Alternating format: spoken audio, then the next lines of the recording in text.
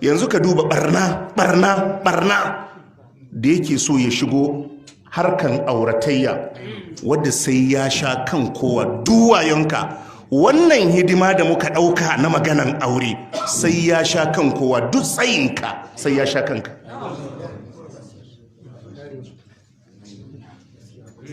Sai ya sha kanka.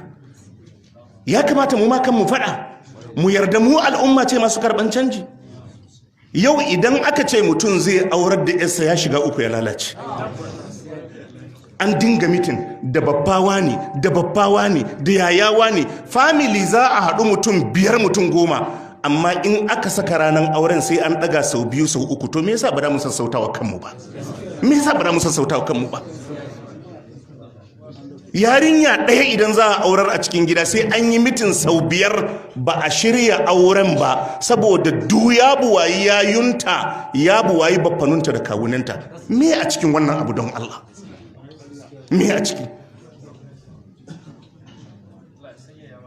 Yaushe kuma idan ba irin al'ummarmu ba, a ce uba kai ne da ka sayi gado ma wadda zai kwanta da yarka, kai ne za ka saya mishi randa idan yana da uwa yana da uba, tukunyan da za a tuka tuwo uwarsa da ubansa su ci, kai da ka saya musu? Ka kalli wannan abun fa. Kai za ka saya mishi randa, kai za ka saya mishi ludayi, kai za ka saya mishi tukunya, kai za ka saya mishi duk wannan abu. Shi kuma an dora mishi abinda Allah bai dora mishi ba, ya je ya kawo akwatuna. Yanzu dai akwatuna sun fara fin karfin kowa. Idan za a aurar da yarka kana murna an kawo mata akwatuna 10, kai ma ɗankan ai zai yi aure.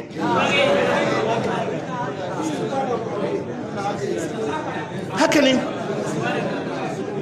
Rayuwa tana canzawa, kuna ƙara tsananta makanku.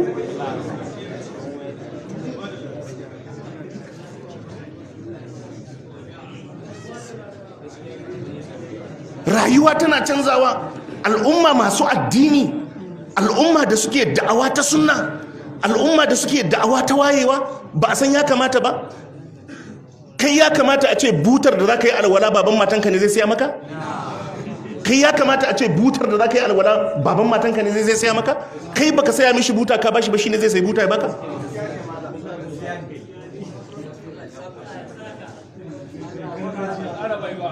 Jama'a mun fahimta?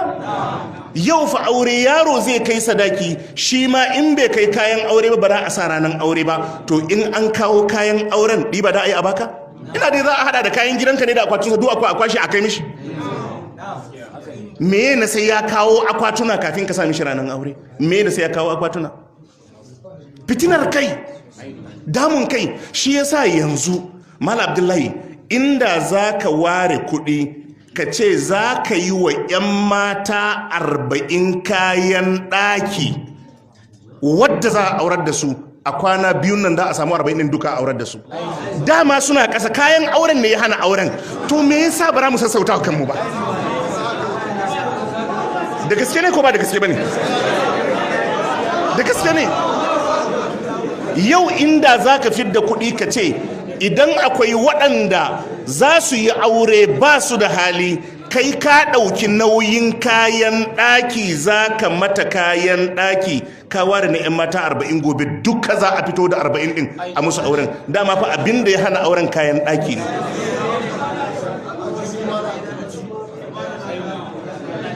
To yanzu wannan abin ba damu ma kan mu faɗa ba? To matsalar da yanzu kuma aka ɗauko Man Nurdin, wadda ita kuma masifar ta tafi wannan, shine ka san yanzu mazan ma sun daina auren 'ya'yan waɗanda ba za su musu kaya ba? Allah ina gaya maka, idan aka fahimci kai baka da ƙarfin ma da zaka kai mishi fridge da plasma, baka da ƙarfin da zaka yi kayan, 'yarkan ma ba za su nema ba. Haka ne ko ba haka ba? Masifa ce ko ba masifa ba ce? Masifa ce.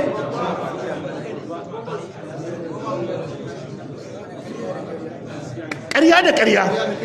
Sannan a je auren a wata 6 a fara rigima. Dama wannan auren da aka gina shi akan ƙarya, yaya za a yi lasting? Babu.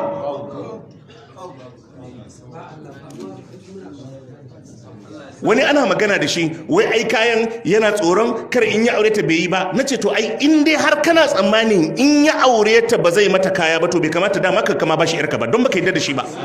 in dai har yata ba zan baka ba sai kayi kaya saboda ina tsoron in ka aure ta ba da ka mata ba to dama bai kamata ma in baka yata ba don ban yarda da kai ba.